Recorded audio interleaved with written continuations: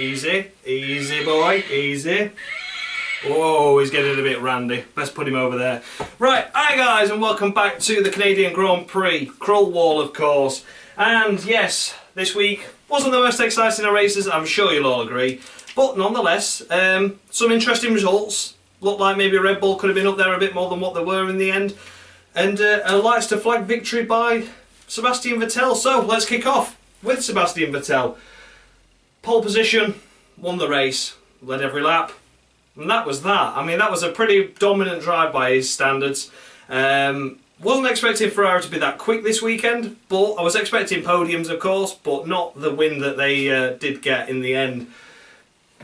Especially by that dominant style, that was amazing. I'm really surprised actually, I'm actually quite gobsmacked by it. But yeah, not a bad drive by Vettel, I'm sure you'll all agree. Didn't put a wheel wrong in any of the sessions. And did an amazing job this weekend. And yeah, I can't really go much into it because it was flawless. You can't say anything more than perfect, can you?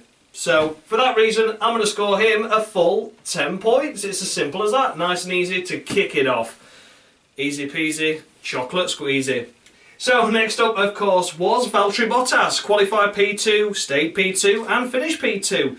Yeah, it's a bit like a Monaco theme, this, isn't it? But yeah, a great weekend by Bottas, firmly beating his teammate Hamilton throughout the course of the weekend. Hamilton really struggling in terms of pace, but yeah, Bottas was able to deliver. At points it looked like he could potentially catch Vettel, but in the end Vettel was just pacing himself really. He was just keeping himself honest. So yeah, it was a strong weekend by Bottas. You know, the Mercedes looked quick. It was really strange to see because we had like a Ferrari up there winning, then one down at the back with Raikkonen, and such as like Bottas up there in P2, Hamilton down there P4, P5. So yeah, it was really strange that, and then you got like the two Red Bulls in the middle. So it was a different weekend in that respect, that all the cars were there and all the cars had different pace and performance. So quite surprising. But yeah, Bottas, an amazing weekend by his standards, and we know he's got the pace and the performance. You know, a lot of people criticised him in Australia, I did as well, but he has shown himself to be a really decent driver this year, just without any luck. But this weekend, his luck had come through. He had a solid race week, and for that reason, I'm going to score him 9 points on the Krull Wall. I think he did a solid job. P3 was Max Verstappen, answering his critics, including myself. Has been a bit of a crasher. First weekend he hasn't really had an incident, so good stuff by Verstappen standards, and fought a good race. I mean, the start line battle that he had with Bottas, both of them raced really cleanly and really fairly. I'd imagine if that wasn't Bottas, I reckon if it had been potentially Hamilton or Vettel, then Verstappen would have been shovelled off. But you know, Bottas is a very fair driver, and you know, they gave each other quite a lot of respect there, and you know, good pit stop strategy as well by Red Bull this weekend, worth noting. And yeah, Verstappen brought home the podium, which was thoroughly deserved after that. Let's be honest, he has had a lot of stick. I've given it him as well, and hopefully now he'll calm it down. I said that Monaco would be the turning point for him really, because he saw how much he missed out on. Could have been a win that weekend. So to bring home P3 in Canada, a circuit where he went strong last year until he had reliability issues, so he loves the circuit and did a solid job. So for that reason, it's going to be 9 points as well. I think he did a good job that weekend. Gained places off his starting position as well. And yeah, did a good job. 9 points. And next up we have Daniel Ricciardo. And yeah, not a bad weekend by Ricciardo standards. A great pit stop strategy to get him out ahead of Hamilton by the Red Bull boys. And Ricciardo set a really fast in-lap as well, setting personal best sectors on his way into the pits to ensure that he got out ahead of Hamilton, doing an overcut. And again, it was just a clean and tidy race. There wasn't much excitement happening, and you didn't really focus on that. You were mainly focusing on the battles down for like 10th, you know, that sort of area, because that's where the battles were. These lads, we saw them come out the pits ahead of each other, and then didn't really see much else of them really. But a solid weekend by Ricciardo standards, but obviously outshone by his teammate this weekend with the podium. So for that reason, Ricciardo, I'm going to score you... I'm going to score you 7.5. I don't think you're quite worthy of an 8. 7.5 points for Ricciardo. Did a solid weekend, but it was the strategy that really helped him out mainly. But good pace by Red Bull, and I really want to see more of it, definitely. Yeah, good stuff. Good stuff. In 5th place, Lewis Hamilton. And yeah, what can we say about it? Outshone by his teammate dramatically, of course, this weekend. Hamilton only managing to line up P4 on the grid, dropping a place to the Red Bull and finishing P5. Looked to come under pressure from Raikkonen at one stage, with Ferrari going for a slightly different pit stop strategy, but held Raikkonen off. Was closing in on Ricciardo towards the end, but Ricciardo managed to fend him off for that. Traffic helped as well in certain situations and hindered in others. It's just how blue flags work, isn't it? So yeah, Hamilton really was outshone this weekend by Bottas and just didn't really seem to turn up at a circuit where he's really dominant at normally. Remember last year, he did a Vettel. He did what Vettel did this year, really. You know, last year he was on fire and he couldn't be stopped. You know, it was a brilliant weekend by Hamilton last year, but this year just couldn't keep up together. And it's really weird to see Hamilton have a hit and miss phase going on at the moment, but I'm sure he'll come back at Paul Ricard stronger. A new circuit for everyone on this calendar, of course. You know, maybe the younger guns will have a bit more of an advantage there, doing the support races there, such as F3. But, you know, we'll wait and see on that. But Hamilton this weekend, pretty disappointing. A pretty average standard race, so for that reason, 5 points. That's all you're going to get, I'm afraid. Hamilton fans, criticise me all you want, but Bottas drove a lot better this weekend. Next up is, of course, Kimi Raikkonen finishing P6 for the Ferrari squad. And yeah, when Vettel's up there dominating and winning races, Raikkonen's down there struggling to get past Hamilton and not really making any effort either. And yeah, it was disappointing to see by Raikkonen, not really brilliant standards by him this weekend at all. I just want to see more from him. I know Ferrari will never allow him to win a race because that's just how Ferrari work. But I just want to see more. You know, he should have been on the podium this weekend at least, but instead he's lingering round at the back end of the top 6, and that shouldn't be the case. That shouldn't be the case at all. So I really want to see Raikkonen do well, and I really want to score him lots of points on the cruel wall. But it was an average race, and that wasn't Ferrari's fault this weekend at all. They're getting the best strategy possible to get ahead of Hamilton, and he just didn't take advantage of it. So for that reason, I'm going to only award him... I'm going to go 3 points. I'm sorry. I can't do it. It's got to be cruel at some point. He was the poorest out of the top 6 drivers, definitely. I'm sure you've all got to agree. He wasn't even there, he didn't even turn up to the fight. At least the others were having a go, but he was just mizzling around quite happy in 6th, so... Oh well, better luck next race. In 7th was Nico Hülkenberg. So, a decent race by Hülkenberg standard, qualified 7th and finished P7. Best of the B teams, the Renaults this weekend. Challenging with Force India for that honour, but Renault quite clearly wiped the floor with them in the end. And yeah, Hülkenberg... Solid weekend, really, and they're never going to challenge the top teams, you know what I mean? So to be 7th and 8th is a really, really good achievement for the Renault boys. Qualifying, obviously, out-qualified his teammate. They lined up 7th and 9th, Hülkenberg 7th. And yeah, I mean, the race itself for them was a solid one. Good teamwork at the start. And obviously later on in the race told him to get his foot down because Ocon was closing in, but Ocon never really became a threat in the end. But, you know, they didn't trip up over each other. They were running together for most of the race and just took it steady. They did a good race, the pair of them. So, for that reason, I'm going to score them 9 points each. I think that's... No, 9 points... Let's do 8 points for Sainz because he got out-qualified. There we go. That's the rules of the game. But yeah, a solid weekend by Renault standards for definite anyway. Well done to Sainz as well, of course. Out-qualified by his teammate, but ran with him all race and was only a few seconds behind him in the end. So the qualifying didn't really matter, but great weekend. So 9 and 8 points respectively for Hülkenberg and Sainz. And picking up a couple of points in P9 was Esteban Ocon. Ocon qualified in P8, was it, I believe? And in the end, finished P9, losing out to Sainz.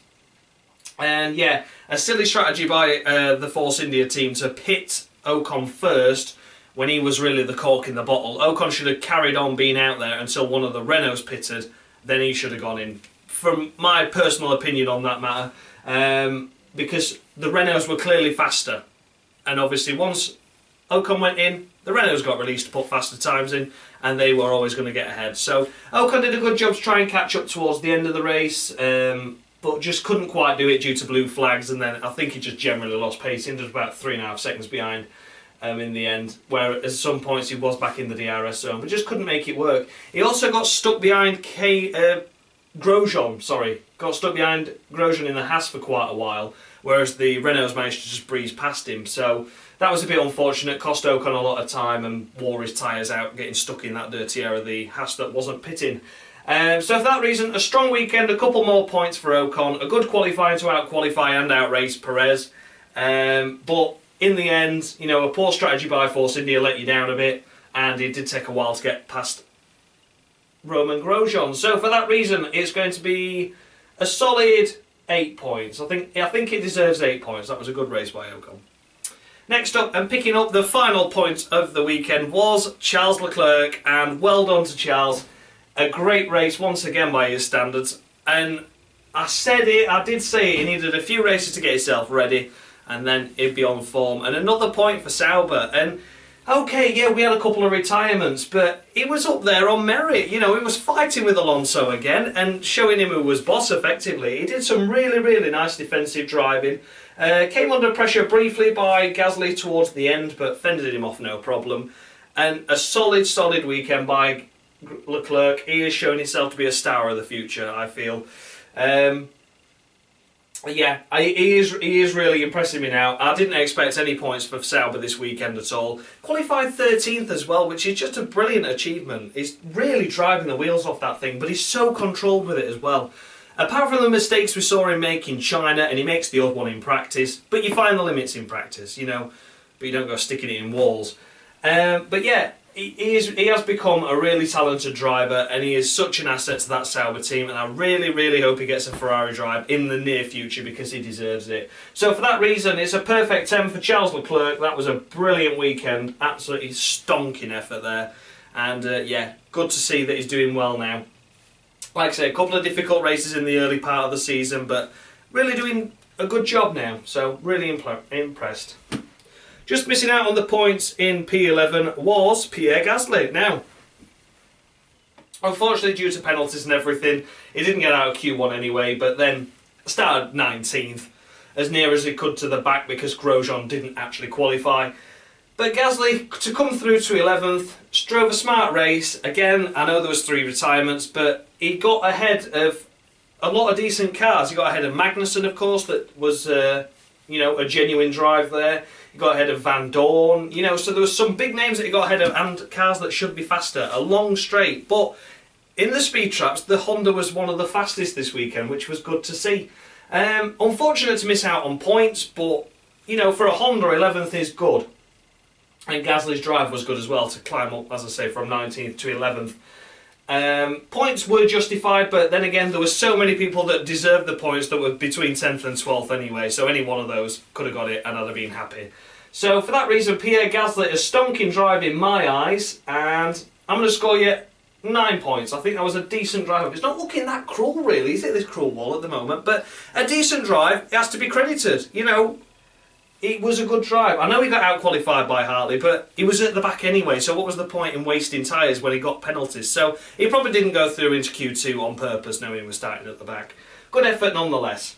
P12, and this for me is my personal driver of the day, Romain Grosjean. Still no points, yes I know, but he didn't qualify and that wasn't his fault. His engine blew up exiting the pit lane, and he gained from 20th place up to 12th and was battling around 11th, 10th mark, and only made 1 pit stop. He did over 40 laps on those first sets of tyres that he was on and drove a stonking race. Finished ahead of his teammate K-Mag as well. And he was saying like personal best laps, like 38 laps into a race, run set of tyres, and it was just good to see that he got a rhythm. I really wish he'd have scored the points this weekend because, you know, he did deserve them. And it's the first time that we've seen him since his little incidents that he's been having, well, quite good Sorry, Mickey. It's been good to see that Grosjean, after his little incidents, or quite costly incidents, shall we say, of recent races, that he's got himself together and managed to string a race like that together to be able to produce such a good race. So it was good to see that, and good to see him pushing, and he almost got points. He almost got points, and fair play to him for that. I really respect him. So my driver of the race weekend is Romain Grosjean, and for that reason I'm going to score him 11 points. 11 points. This is not cruel at all, is it? I'm going to get some right shit now. I just know it. People are going to be saying, well, you didn't evaluate practice and whatever else, but I wasn't here for practice. I was out on a night out, so there we go. I wasn't in, but oh well, there we go. Like I said, it's just my personal opinion. I'm basing it on qualifying in the race, and I think he did a stonking drive this weekend. There we go. Next up was Sergio Perez in P13. Yeah. Bit of a poor performance by Perez, I'm not going to lie. Thought that science would come out with black flags for you sort of turning on me. I was like, oh no. I mean, points were possible there, easily. Yet another double points finish potentially went begging for Force India this weekend. And it was because Perez was overdriving, and it's because he's under pressure from Ocon, who's delivering more solid results. Yeah, we know we got the podium at Baku. It was a freak incident, you know, that was a freak one-off. But in terms of, you know, out-qualified 5-2 now, Ocon. So he's under pressure. He is under pressure. So for that reason, Perez, a bit of a poor drive this weekend, I'm not going to lie. My personal opinion was it could have been a lot better, and it would have been points this weekend had you just thought things through rather than trying to rush it after the first initial safety car period. So for that reason, it's only going to be a bang average 5. That's all you're getting. In P14 was Kevin Magnussen. So yeah, outraced by his teammate in the end, despite being out qualifying him and having a chance to qualify. And yeah, a bit of a poor performance by Kevin Magnussen, although it doesn't look like that Haas was quite there in terms of pace. I certainly think that if Grosjean could get up to 12th, then Magnussen could have maybe scraped a point or two. So to finish 14th would be disappointing for him. Not really a lot to say about Magnussen. I couldn't really see what was happening. He wasn't doing much in the race to actually warrant any telly time apart from getting lapped. But then again, so was everyone else. But he had a decent enough race, I suppose. He kept himself clean and tidy, didn't get involved in any incidents. So for that reason, I'm going to award him 6 points. I know the Haas isn't the greatest at the moment, but Grosjean put a stronger performance in this weekend, I feel. In P15 was Marcus Ericsson, in the shadows of his teammate this weekend, wasn't he? For definite, for definite. Yeah, I don't know what to say. He was out in Q1, he hit the wall. Yeah, had a couple of spins in practice as well from what I could see. And then in the end, just finished P15 and wasn't really in the race at all, to be honest. He was there just sort of parading around. Got stuck in a little bit at the start, but then from there faded away. So yeah, in the shadows of your teammate this weekend, Ericsson, and I'm going to award you just 5 points. Once again, an average race performance. Next up was Stoffel van Dorn. Oh, another poor drive by Stoffel. Alonso was running in the points and potentially could have scored some points had he not had the reliability issue with the exhaust. And Van Dorn was absolutely nowhere. Absolutely nowhere. So I'm going to keep it short and sweet. I'm going to score Van Dorn just 1 point. He's going down in my estimations now. He really needs to book his ideas up, and he needs to do it soon, because I think Lando Norris will be in that seat if he doesn't hurry up. They've already refused an offer to take him to Toro Rosso, have McLaren. So yeah, keep his eyes peeled on that. But Van Dorn, you need to really kick it up a gear now. You are being shown up by your teammate, and Alonso would have scored points and you were nowhere near him once again. So yeah, come on, let's put your ideas. Next up and last of the finishers was Sergei Sirotkin in the Williams, and what can we say? It was a dog shit poor car once again, and yeah, he made a mistake in practice 1, but it wasn't too much heavily damaged. It wasn't a silly incident, it was just a spin, it just snapped on him. But yeah, Sergei was, yeah, just Williams, isn't it? I can't really be bothered to score him anymore because I don't know what to do with him. He was always going to go out in Q1 anyway, so not a bad effort for that. Yeah, he just finished the race, so yeah, 4 points. I just can't be bothered with them anymore. Now we come to the retirements, and an exhaust issue for Fernando Alonso meant he was out of the race. So, didn't finish, not classified. But a strong result, apart, you know, out-qualified, outraced his teammate to the point of the retirement. Racing around with the clerk and jumped the clerk in the pit stop, so would have potentially been a point or two. It had maybe got past Ocon as well as he struggled in the latter stages. But I don't want to see McLaren down there, but you know that Alonso's doing as most he can out of that car and driving the wheels off it, but McLaren is just slipping down the pecking order slightly now, and they really need to put their ideas up, because Force India are scoring points, Renault are scoring points, Sauber are scoring points now, more consistently, and they're slipping down the order, so they really need to put their ideas up. But for Alonso, I'm going to score him just slightly above average, 6 points, and say, look, I know we didn't see the end result, but he could have had a couple of points this weekend. But it's not where Alonso deserves to be, for God's sake. He should have a lot more than this now, and he should be further up the field. But the car won't allow him, and McLaren have really got egg on the face, haven't they, because of what they said about the Honda engine. And yeah, put a Renault in that engine, put a Renault in that chassis with me winning races. Well, not quite. And last but not least, we have the 2 non-finishers as of lap 1, which was Lance Stroll and Brendan Hartley. So Hartley was taken out, I'm going to say, a complete innocent victim into Stroll's idiocy. And yeah, I don't give a shit about what Martin Brundle says about why was he trying to go around the outside of turn 5. It didn't show you the replay footage from far enough back, it only showed it once, but Lance Stroll actually brushed the wall at the exit of turn 4, and that Hartley had to go to the outside. He had no choice at that point, otherwise he were going to arse-end him. Came round the outside, and then he tried shoving him onto the grass, and then he got a slide on, and then just full-on stuck him into the wall. Obviously, he had to correct. So it was a Stroll mistake. I know that he wasn't going to try and deliberately put him in the wall, but it was just fucking ridiculous. Just to try and blame Hartley for that as well, Brundle, that pissed me off even more. But Hartley, I think, was the innocent victim, and I know he's under a lot of pressure from Toro Rosso, and I find it absolutely disgusting that Toro Rosso are doing to this driver.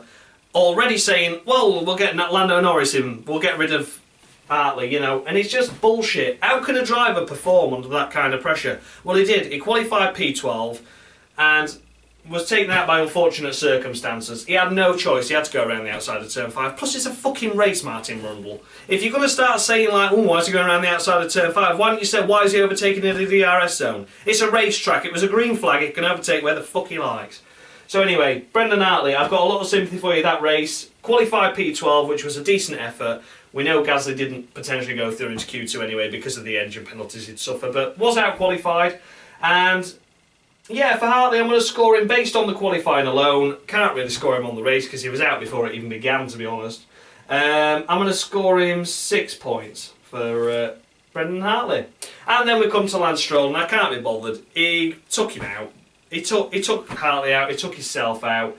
It was just a dick. I'm aware he could have potentially had a puncture, and that's what caused the slide, but for fuck's sake, just get off the throttle. We saw it in practice where he smacked into the wall in Wall of Champions and just full planted it, throttle down the straight. It's like, it's a practice session, for God's sake. Stop just trying to drive flat out with a puncture, you bellend. Mind you, having said that, he probably didn't even know he had a puncture because he's that bloody thick. So for that reason, Lance Stroll, I'm going to award him 0. And now it's always that time again. It's time for Palmer of the Week, so I will go and get Jolyon. Bear with me 1 second, and he'll be back in just a second to award Palmer of the Week. Jolyon! Jolyon, wherefore art thou, Jolyon?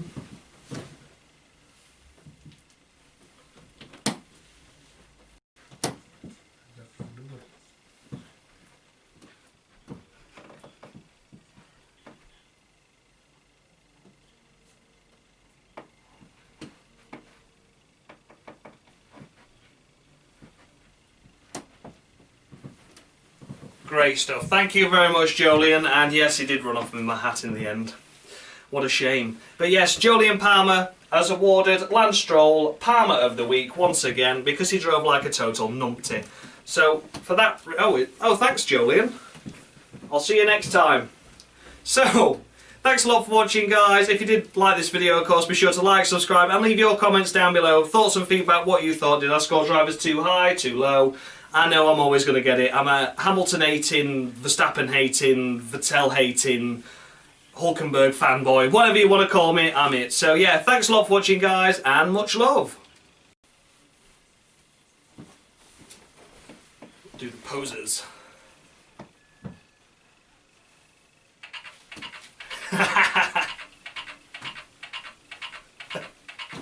Okay, now what has my life become, Mick?